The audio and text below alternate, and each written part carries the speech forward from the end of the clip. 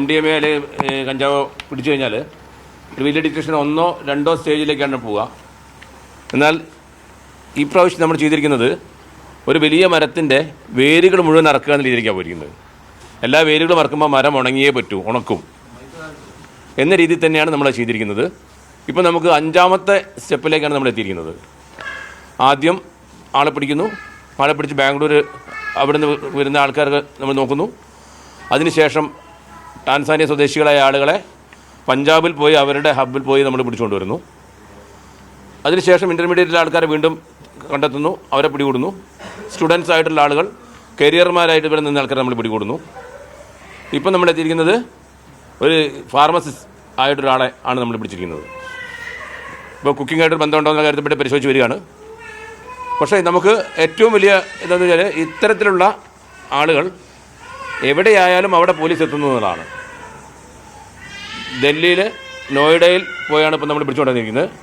നോയിഡയിലെ ഇവർ വളരെ ഇതായിട്ടുള്ള സ്ഥലത്ത് അവിടുത്തെ പോലീസ് തന്നെ ചോദിക്കുന്നത്, സാറേ ഒരു 10-200 MDMAക്ക് വേണ്ടി നിങ്ങൾ ഇവിടെയൊക്കെ എത്തുമെന്നാണ്.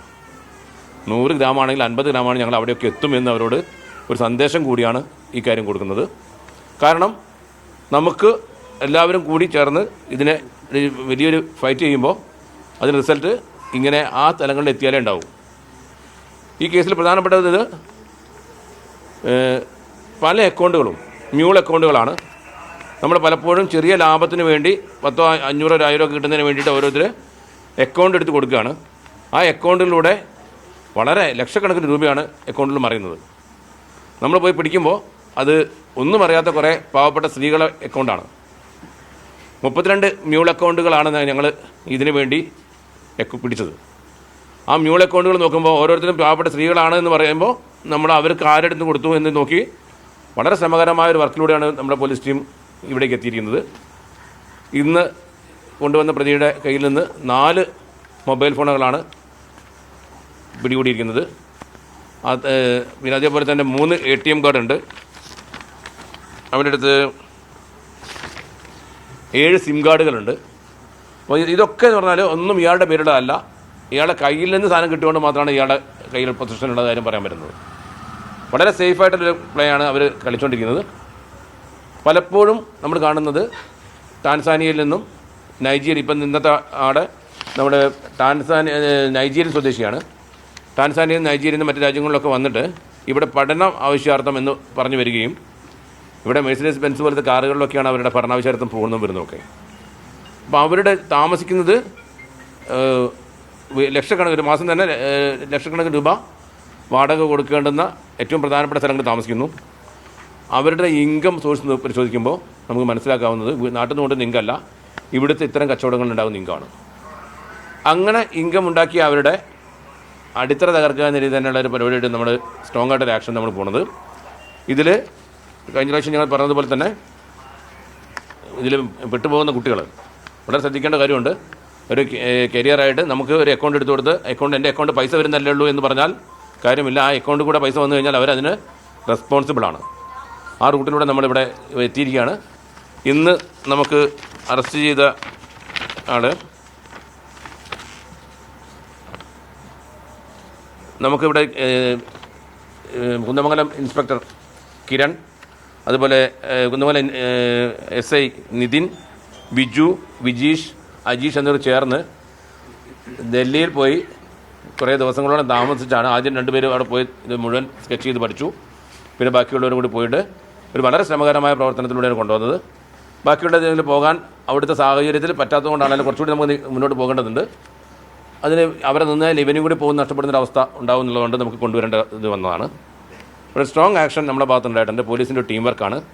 അതുമാത്രമല്ല കുന്ദമംഗലം പോലീസ് ഒന്നുകൂടി മുന്നോട്ട് പോയി ഒരു കേരളത്തിൽ തന്നെ ഏറ്റവും നല്ല ഡിറ്റക്ഷനായിട്ട് ഇത് വന്നിരിക്കുകയാണ്.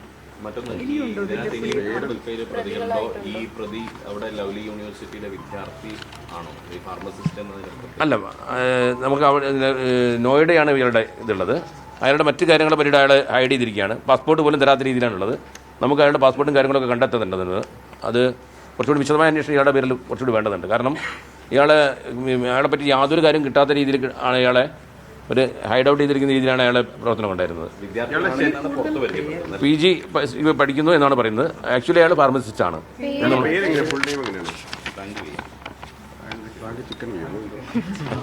ഫ്രാങ്ക് ചിക്കൻ സി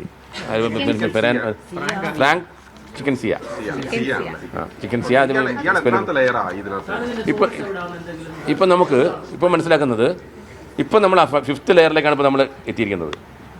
ഇത് 5th ലെയർ എന്ന് പറയുമ്പോൾ നമുക്ക് ആദ്യം നമ്മുടെ ഇവിടെ നാളെ പിടിക്കുന്നു, അത് കഴിഞ്ഞ് ബാംഗ്ലൂരിൽ നിന്ന് പിടിക്കുന്നു, അത് കഴിഞ്ഞ് പഞ്ചാബ് പിടിക്കുന്നു, അതിനിടയ്ക്ക് ഈ ഇൻ്റർമീഡിയറ്റ്സിൻ്റെ നമ്മൾ പിടിക്കുന്നു. ഇപ്പോൾ 5ാമത്തെ ലെയറിൽ എത്തിക്കുക. സാധാരണ 1 or 2 ലെയറിൽ നമ്മൾ നിൽക്കുന്നതാണ്.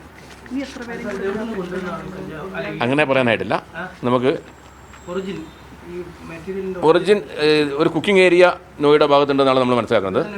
കുക്കിംഗ് ഏരിയ ഉണ്ട് അവിടെ. കുക്കിംഗ് ഏരിയയിൽ നമുക്ക് അവിടെ വലിയൊരു ഓപ്പറേഷൻ NCB ഒക്കെ നടത്തിയിട്ടുണ്ട് അവിടെ. ആ ഏരിയ കേന്ദ്രീകരിച്ചാണ് നമുക്ക് ഇൻഫർമേഷൻ വരുന്നത്. പക്ഷെ അത് നമ്മുടെ കൂടുതൽ അന്വേഷണത്തിലുള്ളതുകൊണ്ട് കൂടുതൽ ഇപ്പം പറയാൻ പറ്റില്ല. നമ്മുടെ പോലീസ് ഇപ്പോൾ അവിടെ പോയില്ല, ഇപ്പോൾ പഞ്ചാബിൽ പോയി നോയിഡയിൽ പോകുന്നു ഒക്കെ ചെയ്യുന്നില്ല. അവിടുത്തെ ലോക്കൽ പോലീസ് എന്താ ഇപ്പോൾ നമ്മുടെ ഇവിടെ നിന്ന് ചെല്ലുമ്പോൾ അവരും സഹകരണം ഉണ്ടോ? അവരുടെ സ്ഥിതി എന്താ? അവർ സർപ്രൈസിലാണ്. ഇത്രയൊക്കെ സാധനത്തിന് വേണ്ടി വരണോ എന്നുള്ളതാണ് വരുന്നത്.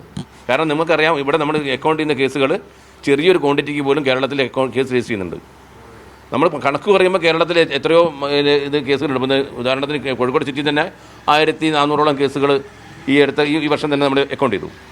ഇത് കാണുമ്പോൾ ഫിഗർ വലുതാണ്. അതിൽ ക്വാണ്ടിറ്റി ചെറിയ ക്വാണ്ടിറ്റി പോലും നമുക്ക് കേസ് എടുക്കുന്നതുകൊണ്ടാണ്. ഇപ്പോൾ അത് മാത്രമല്ല, അത്തരം കേസുകളിൽ പോലും ഞാൻ നേരത്തെ പറഞ്ഞ പോലെ വേരുകൾ ഇറക്കുക, ആ വൻമരത്തെ ഉണക്കുക എന്നുള്ള രീതിയിലേക്കുള്ള ഒരു സംവിധാനത്തിൽ പോലീസ് പോവുകയാണ്. ടാൻസാനിയിൽ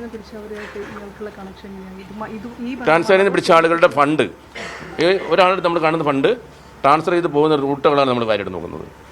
ആ റൂട്ട് നോക്കുമ്പോൾ മ്യൂൾ അക്കൗണ്ടിൽ കൂടെ പോകുന്ന റൂട്ടുകൾ, ഈ മ്യൂൾ അക്കൗണ്ടിൽ കൂടെ പോയാലും ഒരു സ്ഥലത്ത് പിൻവലിക്കണമല്ലോ. ആ പിൻവലിക്കുന്ന സ്ഥലത്ത് നോക്കിയും ആ ആളുകൾ നിരീക്ഷിച്ചുമാണ് നമ്മൾ പിന്നാലെ പോകുന്നത്. ഇത് മാർച്ച് മാസം മുതൽ അന്ന് ആദ്യം പിടുത്തം മുതലുള്ള അതിന് പിന്നാലെ കൂടി കുറച്ച് പേരുടെ ഇത് നമുക്കിവിടെ പ്രസൻറ്റ് ചെയ്യാൻ വളരെ എളുപ്പമാണ്. പക്ഷെ അതിൻ്റെ പിന്നാമ്പുറങ്ങളിലെ വർക്ക് ഹാർഡ് വർക്കാണ് ശരിക്കും. അല്ല, അവർ ആഫ്രിക്കൻ മാർക്കറ്റിൽ നിന്നാണ് അവരെ പിടികൂടുന്നത്. താമസ സ്ഥലത്ത് നിന്ന് പോയി പിടികൂടൽ നമുക്ക് എളുപ്പമല്ല. അവരെ നമ്മൾ താമസ സ്ഥലം നമ്മൾ മനസ്സിലാക്കിയിരുന്നു. അവർ പുറത്തിറങ്ങുന്ന സമയം നോക്കിയിട്ടാണ് നമ്മൾ പിടിച്ചിരിക്കുന്നത്. സ്വാഭാവികമായിട്ടും ശാരീരിക ശേഷിയൊക്കെ നമ്മളെക്കാൾ വളരെ ശാരീരിക ശേഷിയുള്ള ആളുകളാണ് അവർ. പിടിക്കുമ്പോൾ കുറച്ച് ബലപ്രയോഗത്തിൽ തന്നെയാണ് പിടിച്ചത്. പക്ഷെ നമ്മളും മോശമല്ല, നമ്മളെ ആൾക്കാർ ആക്റ്റീവാണ്. പിടിച്ചതിന് ശേഷം നമ്മൾ അവരെ അറിയിക്കുകയാണ് ചെയ്തത്. ഇവിടെ ഈ നമ്മുടെ കേരളത്തിലും ഈ നൈജീരിയക്കാരുടെ ഇത്തരത്തിലുള്ള കേന്ദ്രങ്ങൾ ഉള്ളതായിട്ട് നമുക്ക് എന്തെങ്കിലും വിവരങ്ങളുണ്ട്? അവർ ഇവിടെ വെച്ചിട്ട് ഈ മയക്കുമരുന്ന് നിർമ്മാണം അങ്ങനത്തെ എന്തെങ്കിലും ചെയ്യുന്നതായിട്ടുള്ള കേരളത്തിൽ നിർമ്മാണമുള്ളതായിട്ടുള്ള റിപ്പോർട്ട് ഒന്നും ഇതുവരെ റിപ്പോർട്ട് ചെയ്യപ്പെട്ടിട്ടില്ല. നൈജീരിയയിൽ നിന്നോ അല്ലെങ്കിൽ മറ്റ് വരുന്നവരൊക്കെ ഇത്തരക്കാരാണെന്ന് പറയാൻ നമുക്ക് പറ്റില്ല. നമ്മൾ കേരളക്കാർ തന്നെ, ഞാൻ പറഞ്ഞില്ലേ, പുറത്ത് പോയിട്ട് മംഗലാപുരത്തും ബാംഗ്ലൂരും പോയിട്ട് കരിയർമാരാകുന്ന നമ്മൾ കേരളത്തിലെ സ്റ്റുഡൻസാണ്. ഒരു പെൺകുട്ടിയുടെ അക്കൗണ്ടിൽ നിന്ന് കഴിഞ്ഞ ദിവസം ഞങ്ങൾ ഇവിടെ പിടിച്ചുകൊണ്ട് വന്നു. ഒരു പെൺകുട്ടിയുടെ അക്കൗണ്ടിൽ നിന്നാണ് 30 ലക്ഷത്തോളം രൂപ ട്രാൻസ്ഫർ ചെയ്യപ്പെട്ടിരിക്കുന്നത്. അപ്പോൾ അവർക്ക് കിട്ടുന്നത് 3000 രൂപ 2000 രൂപയൊക്കെ അവർ കിട്ടുന്ന ലാഭത്തിന് വേണ്ടി കൊടുത്തിട്ട് അവസാനം ഇവിടെ വന്ന് കരയാണ്. അപ്പോൾ നമ്മൾ കഴിഞ്ഞ പ്രാവശ്യം പറഞ്ഞ പോലെ ഒരു കുട്ടി സ്റ്റുഡൻ്റാണ്, അവരുടെ ഒരു സോഫ്റ്റ് കോർണർ വിചാരിച്ചാൽ നശിക്കാൻ പോകുന്ന 100 കുട്ടികളാണെന്നുള്ളതുകൊണ്ട് no soft corner. Strong action പോലീസിന്റെ ഭാഗത്തുണ്ടാവും. സബ്സ്റ്റൻസ് ഇല്ല. ഇവർ അത്തരം സാധനങ്ങൾ കയ്യിൽ വെക്കുകയോ അത് നേരിട്ട് ഉപയോഗിക്കുകയോ ചെയ്യുന്നില്ലെന്നാണ്. നാട്ടുകാർ ഉപയോഗിക്കുക ഇവർ ആളുകൾ ഉപയോഗിക്കുന്നത് കരിയറല്ല, അതിൻ്റെ മെയിൻ മേഖല കണ്ണികളാണ്. മെയിൻ അതിൻ്റെ നമ്മൾ നാടൻ ഭാഷയിൽ പറഞ്ഞാൽ കിങ് എന്നൊക്കെ പറഞ്ഞ രീതിയിൽ ഒരു മേലെ ഇരുന്നുകൊണ്ട് ബാക്കി ഓപ്പറേറ്റ് ചെയ്യുകയാണ്. മുകളിലോട്ട് ഇനിയും വേരുകളുണ്ട്. ഇത് നമുക്ക് ശരിക്കും രാജ്യാന്തര ബന്ധങ്ങളിലേക്ക് തന്നെ എത്തേണ്ട ഒരു ഇതാണ്. അത് നോക്കാം. ബാക്കി കാര്യങ്ങൾ കൂടുതൽ കാര്യങ്ങൾ മാധ്യമത്തിന് മുമ്പിൽ വെളിപ്പെടുത്താൻ പറ്റാത്തതുകൊണ്ട് ഇത്ര വെച്ച് നിർത്തുന്നു. ബാക്കി നോക്കിയിട്ട് ചെയ്യാം.